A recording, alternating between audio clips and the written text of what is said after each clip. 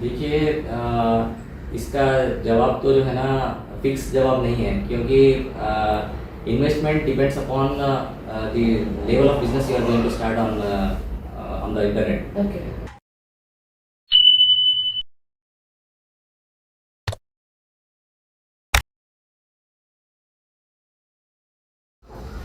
Welcome to everyone who's joining us today. We are truly honored to have a special guest with us who is a mentor, an entrepreneur, and a true master of e-commerce business who have a decade of experience through his expertise and dedication. Join me in welcoming Mr. Ahmed Khalid Hussain. Welcome, sir. We are truly delighted to have you with us today. Thank you, Humaya, for inviting me. Okay.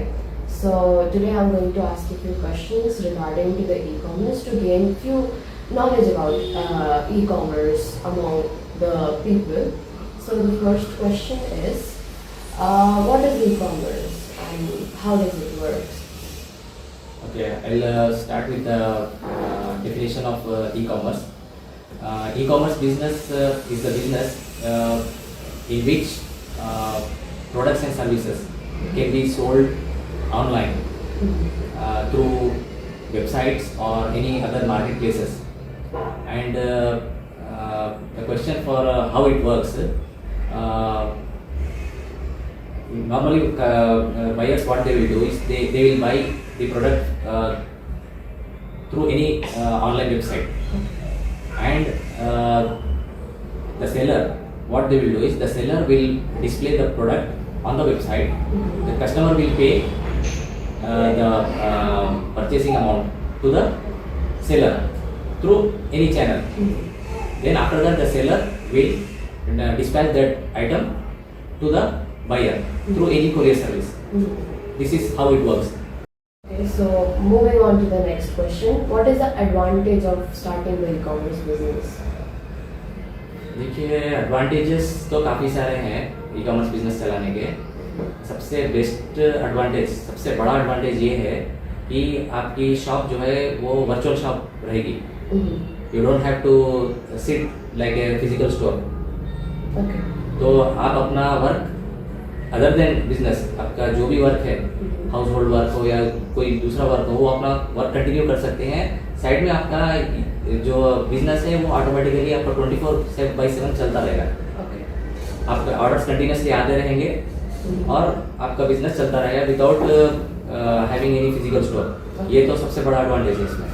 दूसरा, flexible timing रहती है काम करने की. अब जब चाहे अपने ऑर्डर्स डिस्पैच कर सकते हैं, जब चाहे कस्टमर से डील कर सकते हैं. तो फ्लेक्सिबिलिटी ऑफ टाइमिंग बहुत अच्छा है इसमें ऑनलाइन बिजनेस में. ओके. सो जैसा ट्रेडिशनल बिजनेस में देखें अपन तो सबसे कम काम लगता है ई-कॉमर्स में या इक्वल मेहनत है इसमें भी?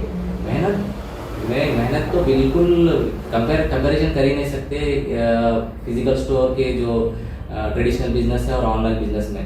ऑलमोस्ट ई कॉमर्स बिजनेस में फिजिकल वर्क बिल्कुल तकरीबन आपको 25% जितना ट्रेडिशनल में लगता है उसका सिर्फ 25% हार्डवर्क करना पड़ता है इसमें. तो क्योंकि everything will be on the internet. आपको करना कुछ भी नहीं है. ऑर्डर्स ऑनलाइन आ जाते हैं, पेमेंट ऑनलाइन आ जाता. Only the thing you have to do is pack the product and send it to the buyer. Okay, so what products can be sold online? देखिए, almost everything we can sold on online except the products which are prohibited. Prohibited कुछ items prohibited है जो shipping courier services वाले except नहीं करते. वो ऐसे type के प्रोडक्ट्स छोड़ के you can sell anything on internet. जैसे कि for example you can not sell medicines को सेल करने के लिए क्रॉस बॉर्डर्स में काफ़ी परेशानी होती है. तो वैसे कुछ प्रोडक्ट्स है, प्रोहिबिटेड आइटम्स है जो आप सेल नहीं कर सकते. Apart from that you can sell anything on internet, like clothing accessories है, फैशन प्रोडक्ट्स है, किचन आइटम्स है, बाथरूम आइटम्स है, आपके बेबी आइटम्स है. Anything you can cell on internet. Prohibited in the sense कि उसके लिए कुछ लाइसेंस चाहिए या कोई परमिशन चाहिए, स्ट्रिक्टली मनाही है कि कुछ आइटम्स जो है स्ट्रिक्टली मना होते हैं, उसको आप फिजिकली बेचना पड़ता, ऑनलाइन नहीं बेच सकते उसको। ओके कुछ आइटम्स को जो है we have to get the license from the government. Okay अगर वो लाइसेंस है तो ही बेच सकते हैं, लाइक जैसे कि एग्जांपल ड्रग लाइसेंस है, तो ड्रग लाइसेंस आने पे ही you can sell the medicine. Okay, so moving on to the next question. How much investment is required to start an e-commerce business? देखिए इसका जवाब तो जो है ना फिक्स जवाब नहीं है, क्योंकि investment depends upon the level of business you are going to start on the internet. Okay, अगर आप छोटा बिजनेस स्टार्ट करें तो you can start with 10,000 rupees also. okay. अगर आप बड़े पैमाने पे अगर बिजनेस स्टार्ट कर रहे हैं ऑनलाइन, जैसे कि ब्रांडेड आइटम्स बेचना चाह रहे हैं, तो you have to invest considerably higher. Okay. तो अकॉर्डिंग टू माय एक्सपीरियंस, अगर सेलर नया है, फर्स्ट टाइम अगर सेल कर रहे हैं, तो अवॉइड मतलब ज़्यादा इन्वेस्टमेंट करना अवॉइड करना चाहिए, Okay. क्योंकि आगे चल के मतलब जो हर्डल्स आएंगे ये बिगिनर को जो है उसकी वजह से लॉस भी हो सकता है। Okay. तो बिगिनर्स के लिए ये ज़रूरी है कि लो बजट से स्टार्ट करें, इन्वेस्टमेंट लो इन्वेस्टमेंट से स्टार्ट करें। तो ई-कॉमर्स का बिजनेस स्टार्ट करने के लिए कहीं और से इनकम सोर्स ज़रूरी है, या फिर मतलब लो रिस्क एपेटाइट रहा तो भी स्टार्ट कर सकते हैं, या फिर कहीं और बिजनेस कहीं और से इनकम सोर्स होना ज़रूरी है? नहीं, उसकी ज़रूरत नहीं है।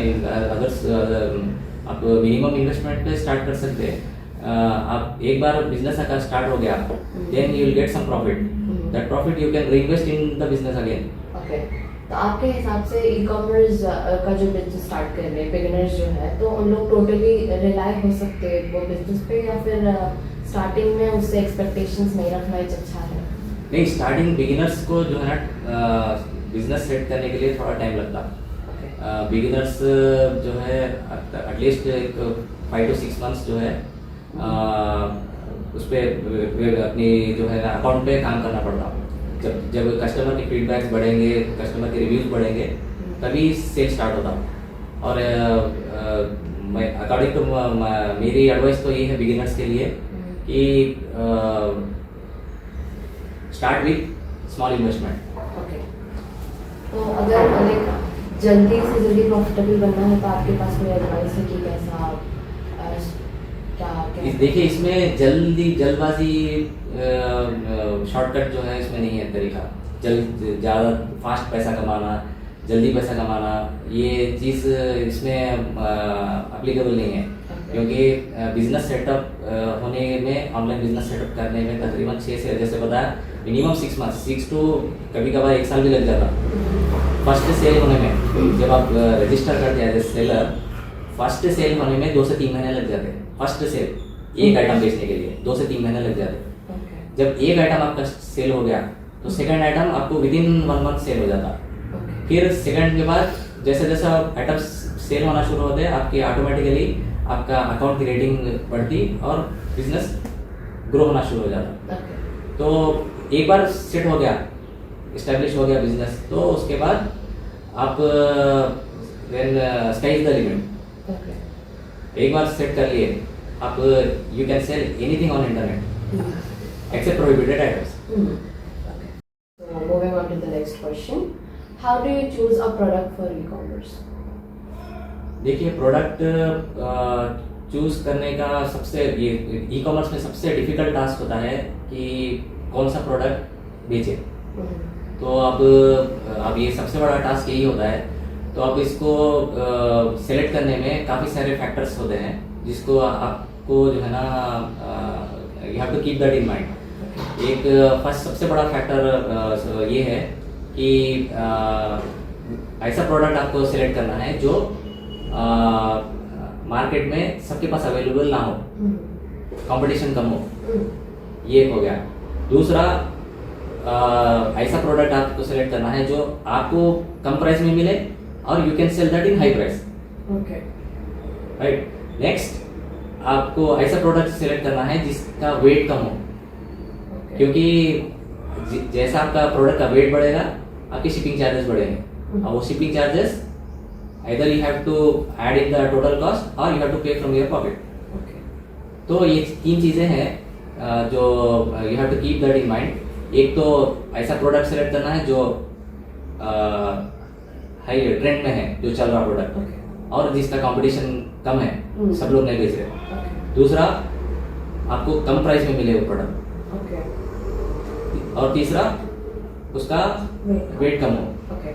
बट आजकल तो ब्रांड्स की वैल्यू ज़्यादा है, तो लाइक कोई भी परफ्यूम हो या कुछ भी हो, तो अगर ब्रांड लाइक लोग तो डिमांड ज़्यादा ब्रांड की चीज़ों की कर रहे हैं ना, तो फिर अगर अपन वो देखें तो आई डोंट थिंक ये तीनों चीज़ें ब्रांड के प्रोडक्ट्स में अपने को मिलेंगे एक साथ, जैसा वेट भी कम हो और बहुत कम लोग दिखाते या बेचते।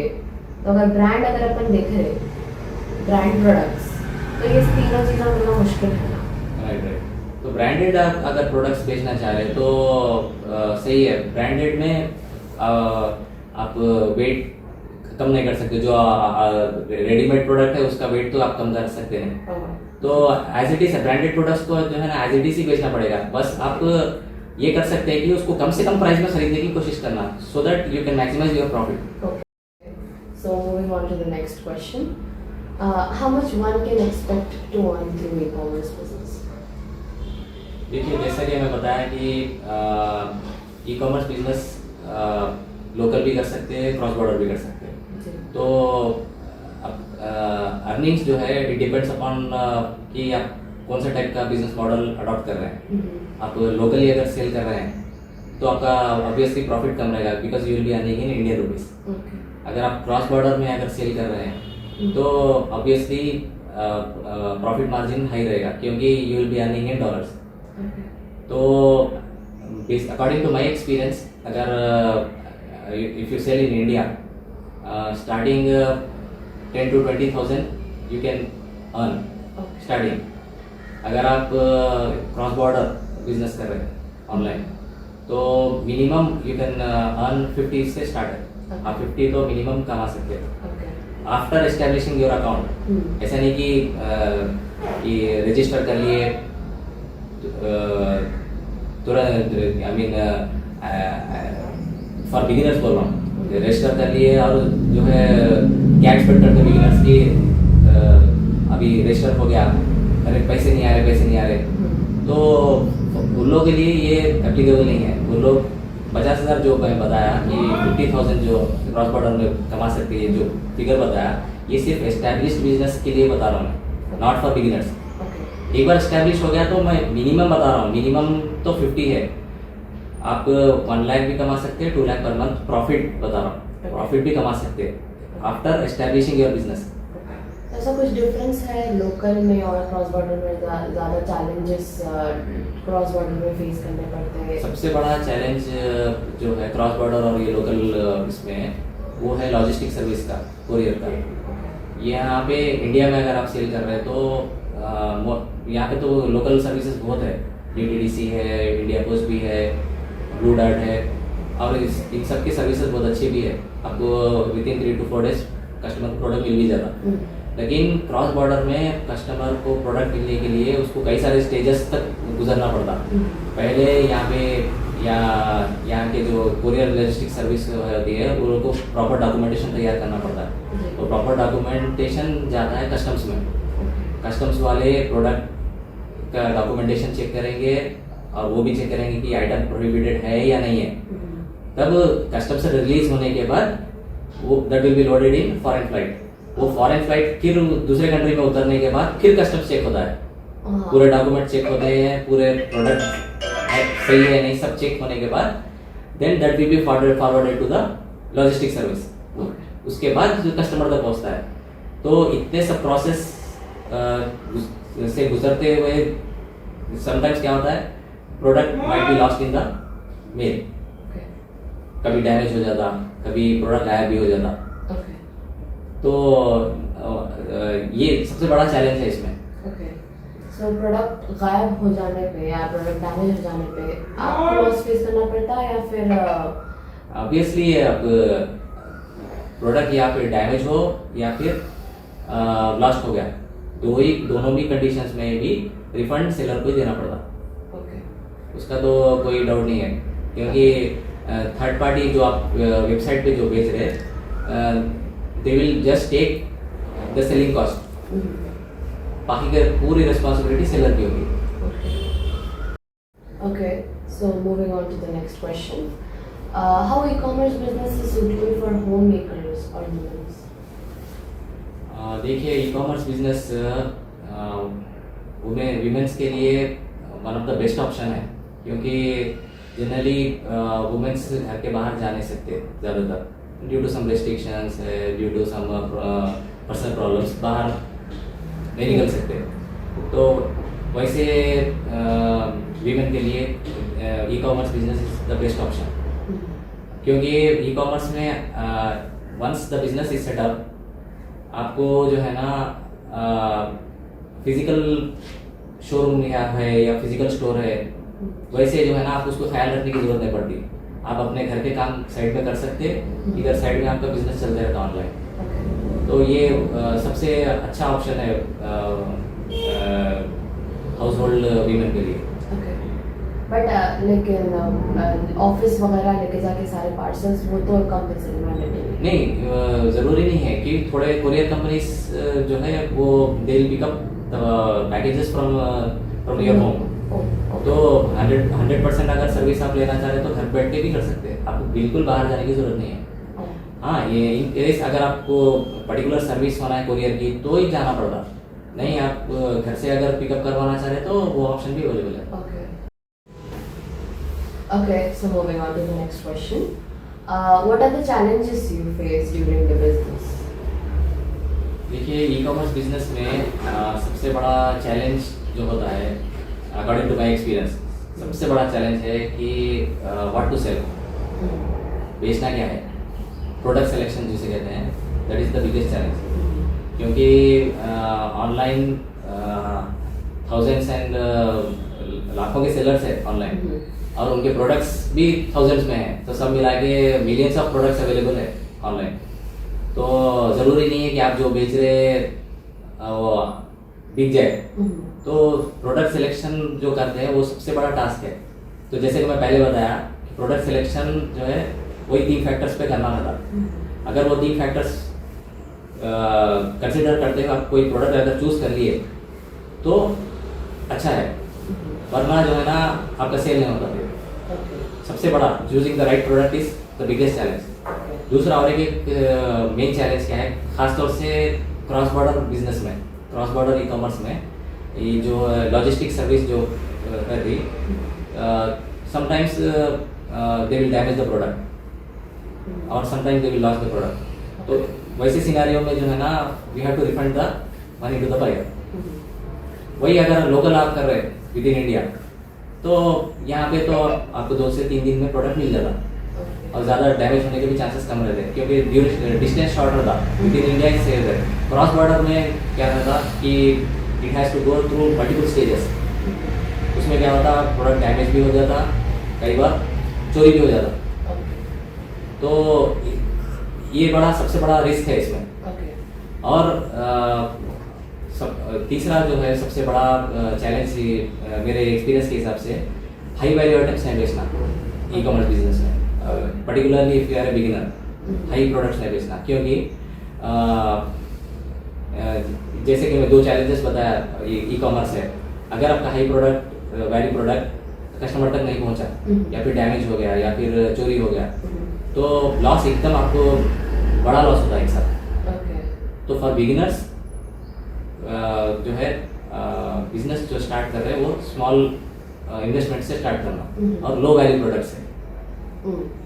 ये आप जो बोले जो चोरी हो जाता या फिर क्या बोलते हैं लूज हो जाता, तो मतलब लाइक कोई सोल्यूशन है इसका या फिर लाइक सोल्यूशन बस यही है कि आप you have to send the product through trusted courier services. जो फेमस कोरियर सर्विसेज है उससे भेजना ज़्यादा बेहतर रहता। ओके। एंड पैकेजिंग वगैरह थोड़ी सेफ, पैकेजिंग वगैरह सेफ पैकेजिंग करना और ट्रस्टेड कोरियर सर्विसेज से भेजना। Okay. So the final question is, आपके पास कोई final advice है beginners के लिए? देखिए, फॉर बिगिनर्स मैं यही एडवाइस दूंगा कि जब भी आप ई कॉमर्स बिजनेस स्टार्ट कर रहे हैं, start with low investment. Low investment in the sense low value items business से स्टार्ट करिए। करने के बाद और एक्सपेक्टेशन कम रखिए, क्योंकि जब तक आपका अकाउंट टॉप रेटेड सेलर्स नहीं आता, जब तक सेल बहुत कम रहा, तो अब ये टॉप रेटेड सेलर अकाउंट बनता कैसे? अगर आप इनिशियल जो जितने भी ऑर्डर्स आ रहे इनिशियली एज ए बिगिनर, उसको अच्छा कस्टमर सेटिस्फैक्शन दीजिए, ऑटोमेटिकली कस्टमर आपको अच्छा रिव्यू देगा। अच्छे रिव्यू के जैसे ही आप अच्छा रिव्यू आता, आपका अकाउंट जो है रेटिंग बढ़ जाती। Okay. तो ऑब्वियसली जैसा रेटिंग बढ़े तो रेटिंग के साथ साथ बिजनेस भी ग्रो होगा। Okay. तो वही बिगिनर्स के लिए यही कहूँगा कि इसमें जल्दबाजी नहीं करना। Okay. ये कोई एक शॉर्टकट नहीं है पैसे कमाने का, शॉर्टकट तरीका नहीं है। ये सीरियस बिजनेस है और कई सारे बिगिनर्स जो है इसको स्टार्ट कर दे, एक 4-6 महीने कर दे, अरे सेल नहीं हो रहा, ऐसा उसके बाद डिसकंटिन्यू कर देते। लेकिन 6 महीने के बाद ही असर शुरू होता, 6 महीने के बाद ही बिजनेस स्टार्ट होता। 6 महीने के बाद आपको एक्सपीरियंस आता कि क्या करना है क्या नहीं करना है। 6 महीने के बाद जैसे जैसा स्टार्ट होना था, उसके बाद 1 साल के बाद आपका बिजनेस ग्रो होना चालू हो जाता। Okay. Okay. Thank you so much, sir. We had a nice conversation today. Thank you, Maya. It was really an honor to share my experience with you. अगर कोई ई कॉमर्स बिजनेस में अगर start करना चाह रहा अपना बिजनेस ऑनलाइन, तो real path academy है हमारी। रियल पाथ एकेडमी में आप कोर्स ज्वाइन कर सकते हैं। Okay. Thank you. Thank you very much.